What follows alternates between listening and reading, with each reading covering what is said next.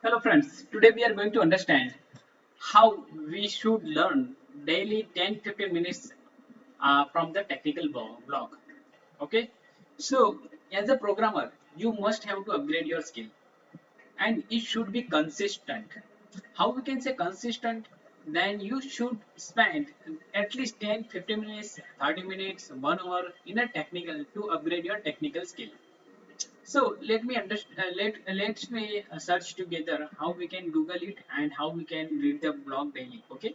So for example, first we need to think what is the new updates in a .NET Core.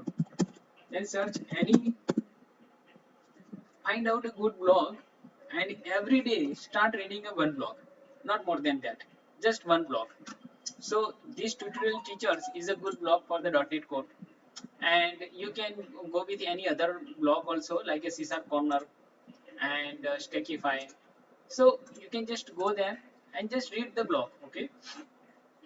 So here it is a mention .NET Core, my .NET Core, .NET Core characteristics like open source framework and cross-platform consistent across architecture, a wide range of applications, supports multiple languages, modular architecture, CLI tools, flexible deployment, flexibility, and what are the version histories like it was .NET 5, uh, it was started with .NET Core 1 point something, then 2 point something, then 3 point something, and then it is changed to .NET 5. Okay, so the latest version is .NET 5. Okay, for the .NET Core.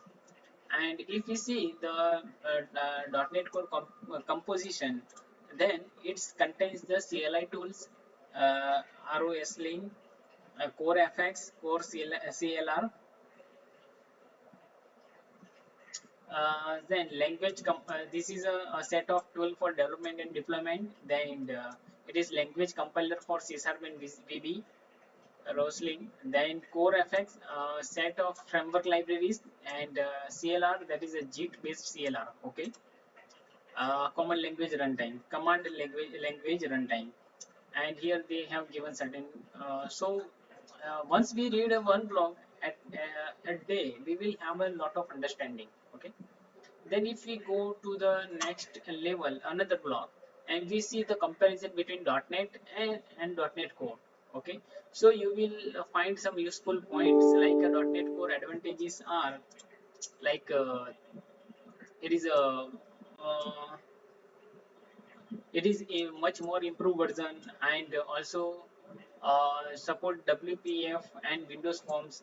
.NET Core 3.0 also support cross development between UPW and WPF and Windows Form. It provides developers the flexibility to bring modern interfaces of UWP into Windows Forms and WPF.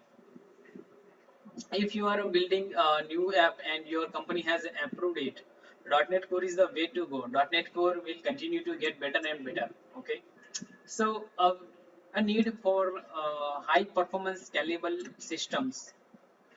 Then power of C Sharp. C Sharp is the most versatile programming language among all, and it is changing every few months.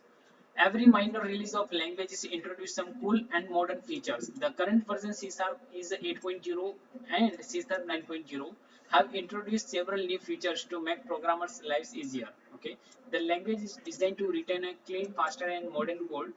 So day by day you will learn a lot of things once you start reading 10-15 minutes about each language. Okay, or you can just pick up a one language and then spend 10 to 15 minutes every day. After 1 month your knowledge will be different.